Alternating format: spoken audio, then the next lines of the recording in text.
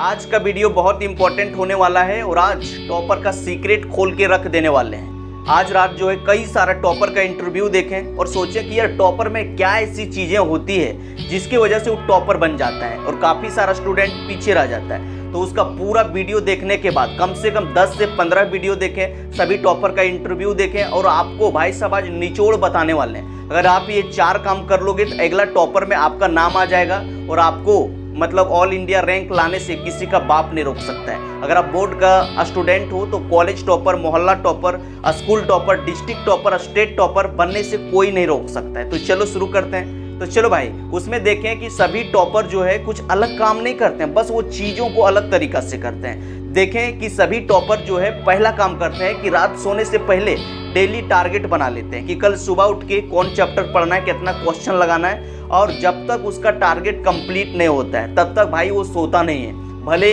11 बज जाए, 12 बज जाए, 1 बज जाए या तो 2 बज जाए, जब तक उसका डेली का टारगेट कंप्लीट नहीं होता है तब तक वो सोता नहीं है। और मैक्सिमम जो कमज़ोर लड़का रहता है वो क्या करता है कि उसका कोई टारगेट नहीं है, सुबह उठा जैसे तैसे किताब कॉपी लेके ट्यूशन चल दिया, टीचर कुछ भी लिखा दिया, चुपचाप ला के अपना कॉपी उपी को रख दिया और वो डायरेक्ट जो है एग्जाम टाइम में ही पढ़ेगा। जब टीचर बोल दिया कि टेस्ट लेना है या तो एग्जाम का रूटीन आ गया तब वो पढ़ने स्टार्ट करेगा। तो वो काम नहीं करना, डेली आपको टारगेट बनाना है। और दूसरा काम करते हैं कि सिलेबस के अनुसार से पढ़ाई कि 20% things give you 80% of the result. इसलिए खूब ज़्यादा पढ़ोगे ना तो ज़्यादा नंबर आपका नहीं आएगा। आपने भी देखा होगा कि कई सारा लुक्खा लड़का है जो घर तरफ खाता है, बैठता है, अड्डेबाजी करता है, इधर उधर घूमल बुलता है, लेकिन एग्जाम टाइम में कम पढ़ के ज़्यादा नंबर ले आता है। जो लड़का बहुत तेज है, दिन रात पूरा गधा के जैसा मेहनत करता है, पूरा पढ़ाई करता है, उसका नंबर कम आ जाता है। तो वो पढ़ने का सही तरीका नहीं जानता है। इसीलिए 20% things give you 80% of the result. तो करना क्या है कि आपको इंपॉर्टेंट टॉपिक का पढ़ाई करना है, सबसे पहले सिलेबस के अनुसार से, और उसका इंपॉर्टेंट टॉपिक का पढ़ाई करना है। और आपको तीसरा काम करना है वो है भैया मोर टाइम रिवीजन।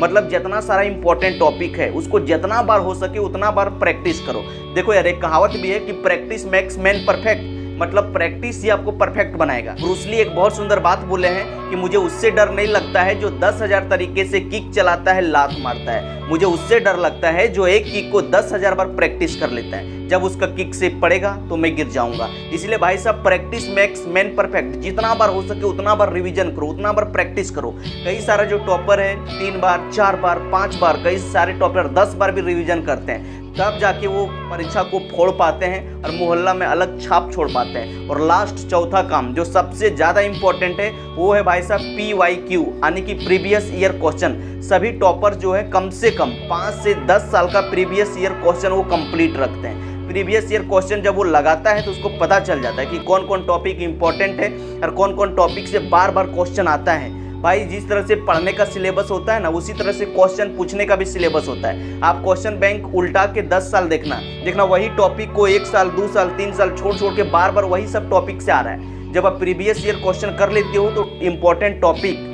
और कैसा क्वेश्चन आता है आपको पता चल जाता है। उसके बाद एग्जाम का डर पूरी तरह से खत्म हो जाता है। तो चलो भाई आप कमेंट में जरूर बताना कि आप कहाँ से हो, किस एग्जाम का तैयारी कर रहे हो और कितना % लाने का तमन्ना है।